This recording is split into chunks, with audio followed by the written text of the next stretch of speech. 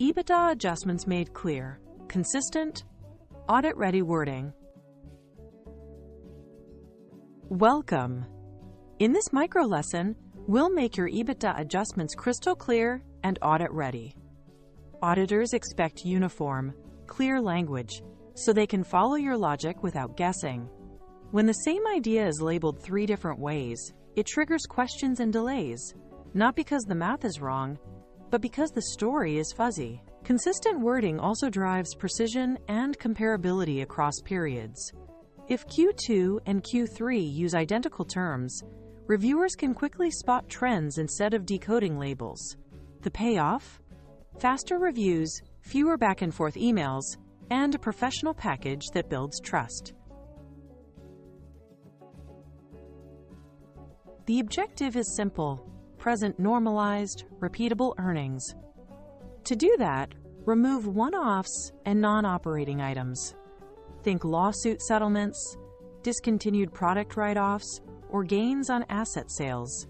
These don't reflect day-to-day performance.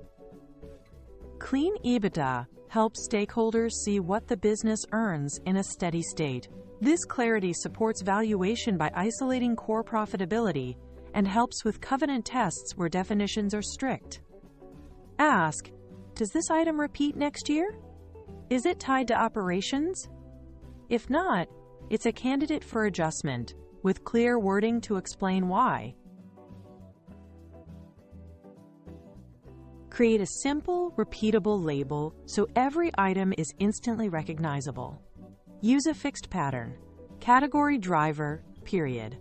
For example, non-recurring legal fees, Q2 FY24. The category signals the treatment, the driver states what caused it, and the period anchors when it occurred. Keep capitalization and punctuation consistent. Avoid clever names. Choose clarity over creativity. Then, apply identical phrasing every time. When labels match across months and schedules, reviewers can trace items effortlessly, and your workbook reads like a well-indexed library instead of a scavenger hunt. Decide your buckets before you start. First, non-recurring versus recurring. A one-time relocation cost is non-recurring. Monthly software fees are recurring. Second, operating versus non-operating. Core activities, production sales, versus financing or unusual gains/losses. Finally, set a policy for owner/related party items. For example, above market rent to a related entity or personal expenses run through the business. Document these rules in a short policy note. Clear definitions reduce debates later and keep your labels and your adjustments consistent with your intent. Use a tight formula so every line reads the same way. Action plus item plus reason plus period. Example: adjust to remove one-time relocation costs. FY23. This instantly tells reviewers what you did and why. Add the basis for the adjustment so it's verifiable. Invoice, contract, or internal memo. For instance, adjust to remove non-operating legal settlement, Q2 FY24, per executed settlement agreement. Templates save time, cut ambiguity, and make your workbook searchable. If each entry follows the same pattern, your notes become a dependable audit trail.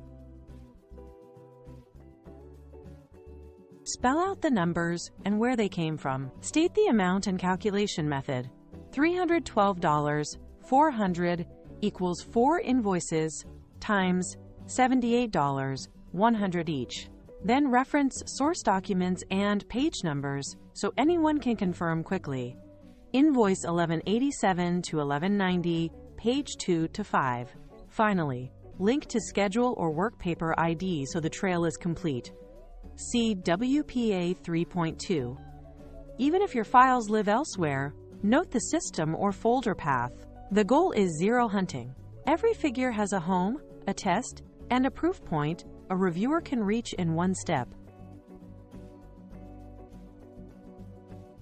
Watch for 3 speed bumps. First, vague terms like "mise" or "various costs" hide meaning and invite challenges. Name the exact item. Second, changing labels for the same item breaks comparability. Pick one and stick to it. Third, mixing gross and net without stating it confuses everyone. If you offset recoveries or insurance proceeds, say so. Gross $200,000 less $50,000 reimbursement equals net $150,000. Clarity beats cleverness. When in doubt, overlabel, not underlabel. Before you send the deck, run this quick check. 1. Consistent label, template, period. Does every line follow your naming convention? 2. Clear rationale tied to policy. Does each adjustment map to your definitions of recurring/non-recurring and operating, non-operating? 3. Documented evidence and math trail. Is the amount explained, sourced, and traceable to a workpaper ID? If all three are true, you've packaged a clean, defensible EBITDA view that speeds reviews and builds confidence with auditors, lenders, and buyers. Nicely done.